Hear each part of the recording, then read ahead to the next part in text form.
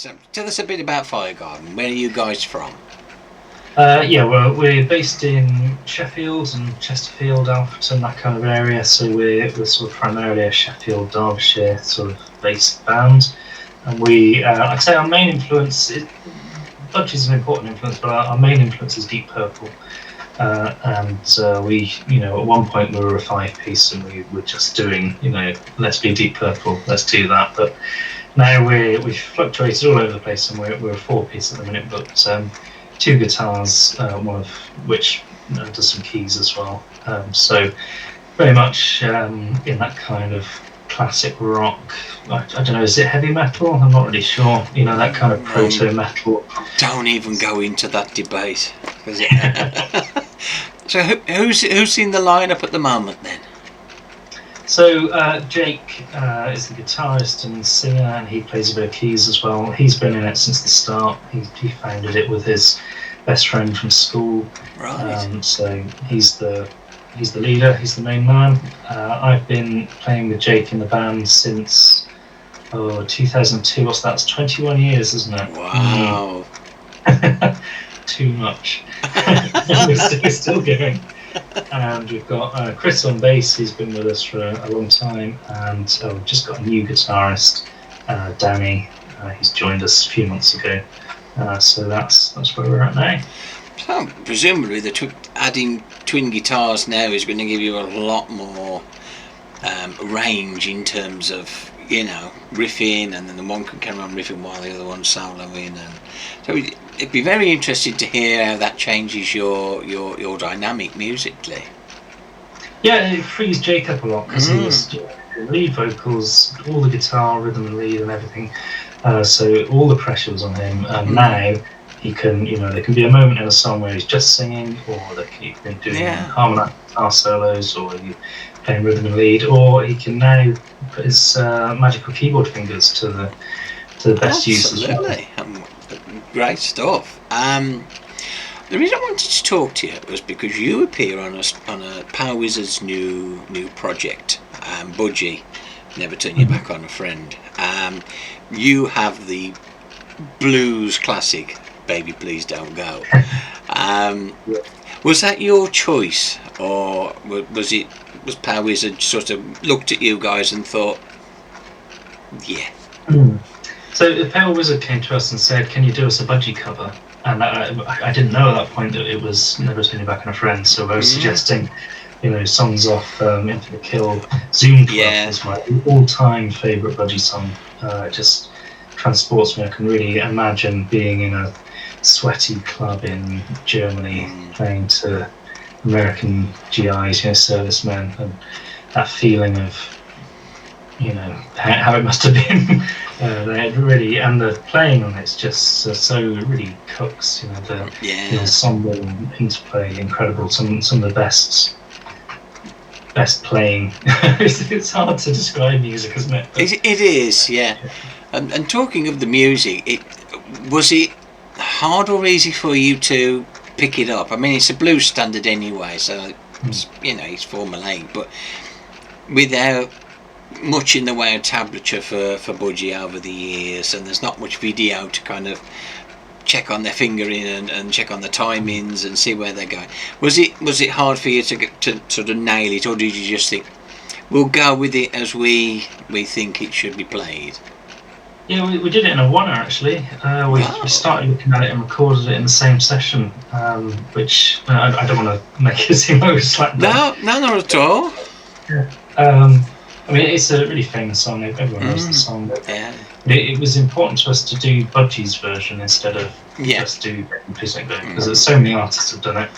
I think was it Them with Matt Van Morrison? It was, I'm pretty sure it was. Yeah, that inspired the Budgie one, and I don't know who else did it. Aerosmith did they, and AC/DC, and I can't remember that one. But it's been Stones had a go at it before now as well, haven't they? It's just one of those blues songs, isn't it? That you've got to have a go at. Yeah, we wrote the structure out in excruciating detail on a whiteboard, and it sounds like it's really straightforward when you're listening to it. But when you actually start studying it, there's odd bars missing or repetitions. Yeah. There's 3 of one where there should be 4. So we tried to copy that exactly as it was on the budgie version. I think they probably just jammed it in the studio. I don't think they put too much effort into preparing it either. They were very much just 3 guys all bashing it out at once, really, wasn't it? I don't think they did give any much thought to, we'll syncopate this particular part, or I think they were so tight together as a unit that it just seemed to flow from them. You mentioned that you were very aware of budgie previously anyway. Were they a conscious influence on you when you were sort of... Yeah, well, I've got my budgie shirt. Oh, see? Yeah, a huge influence on me. I had a cassette, a dodgy cassette copy of Best of Budgie when I was 12 or something. Really young, and I used to be pretending to be asleep, and I'd have it on my Walkman with the headphones. As we all did. In bed. Yeah. So it's really burnt into my soul, into my psyche, the songs on there, and on all their wonderful albums. We played with them, actually. We supported them in Portsmouth on the one of the piers there. It was a really great night, just a one-off. Got to talk to Bert for quite some time. It was nice. We were starry-eyed fanboys. Yeah. With this rock star. And who else was in the band at the time? There was Steve Williams on drums, of course, and the guitarist was Simon. What's his name? He's a lovely chap. I think he was with him for just a couple of years towards the end there. Massive influence. It was an interesting gig because we had a couple of CDs out and piles of copies, and we were selling them £5 a time. And Budgie's manager was there at their merch desk selling their albums for £14 a time, and everyone was we outsold them massively. I don't think that the manager wasn't too pleased about it. Well, I think most budgie fans have got every copy on cassette, album, CD. Sure. Now, so how many copies of the CD do you want? But they were such a loved band, and it didn't seem to matter which sort of lineup it was. Somehow it remained budgie. Would you agree with that, or do you think that when the 80s came and they went a lot heavier and there was a lot more of the guitar part, do you think that lost their original direction? It's different, isn't it? It's different bands. The sort of new wave of British heavy metal version of budgie with different guitarists. It's good music. I enjoy that. Listen to it. It's maybe not as groundbreaking as the original budgie with Borge. But it's still budgie, isn't it? With Bert singing as no doubt. Yeah. Let's talk while I've got you. Let's talk a bit now about Firegarden. You say, I mean, you've been around for a while now. So I mean, you're old hands, so to speak. Well, I'm saying you're old, but you know what I mean. You're old hands at this now. You've remained independent, haven't you, regarding your releases? Is that something that you're passionate about? You want to keep your music for you, you know what I mean, and you have control over your output? Yeah, it's good to have that. We have had some help from record companies here and there for different issues that we've done in the past. I think we've put so much into the music. All of our effort goes into the arrangements and the performance and the recording and the mixing, and you do all this work and go through this process, and then we just want to get it out. We just want people to hear it. Absolutely. So, whatever's the quickest and easiest way to get it on a CD or get it up on the internet for people to enjoy it. That's what it is for me. The last release you did was called Voyage to Crab Mountain. Now that conjures up images that shouldn't go in a girl's head.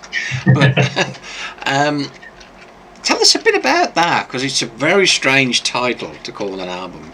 What do you think? Okay, it's a bit like Voyage to the Centre of the Earth, or like Skull Island, or something. One of those kind of classic adventure film titles. Is sort of what we were going for.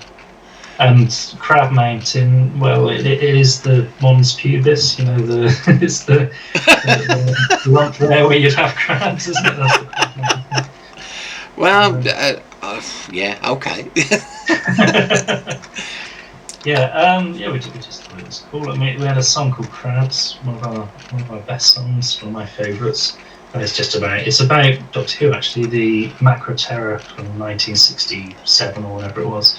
Black and white Doctor Who time, Patrick Troughton, giant crabs. So we had that song, and we had another song called Mountain, which is Motorhead style rock out. So we put those together and came up with a title. Big Doctor Who fan then?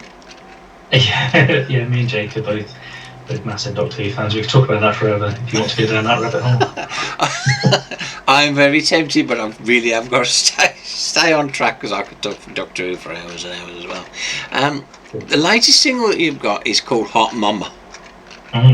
Very good. It's very, very good, and we've been playing it on ROX right now. It is great. Tell us a bit about that.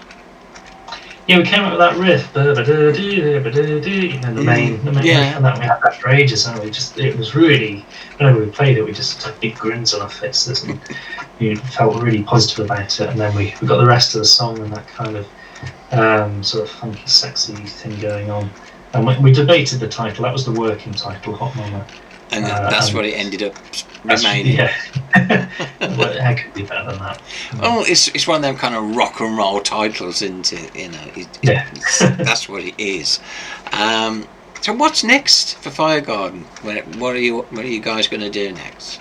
Yeah, we've got another song prepped for release. It's called Voices. It's a drop tuning song written on a baritone guitar. Wow. Bit of double kick in it, and sort of heavy metal feeling. So that's going to come out just in a few weeks, as soon as we've got some announcements to make, gigs and things to make. We've got a quiet few months just here in the middle of the summer, and then we've got plenty to shout about in the autumn. Got some good gigs coming up, so we'll time the release of that single to coincide with that. And a few more things in the bag. We were writing an album, but we didn't quite get there. We had about 30 minutes worth of music, and we didn't think that was enough. And there's some classic albums that are 30 minutes long, aren't they? They were, yeah. But we thought, well, let's put these out one at a time as singles. So we did, what's it called? 80s. Gosh, I can't remember our song titles now. 80s sci-fi movie Space Battle was the we released before Hot Mama, so that was the first one of those. So there'll be 3 of those out soon, and then a couple more to follow. And build up to a proper album. Now Danny's on board to get him fully in the writing process. Yeah. You mentioned live dates. Is there any you can spill the beans about now? Yeah, I should have that at my fingertips, shouldn't I? Oh, that's okay. I will say, if you've got them there, plug away. But if not, then let us know what they are, and we'll put them on our social media as well, and make sure everybody hears about them. Absolutely, I'll send them across at the end after we've. Fantastic. Yeah, please do, and then I can put them in the description. Yeah.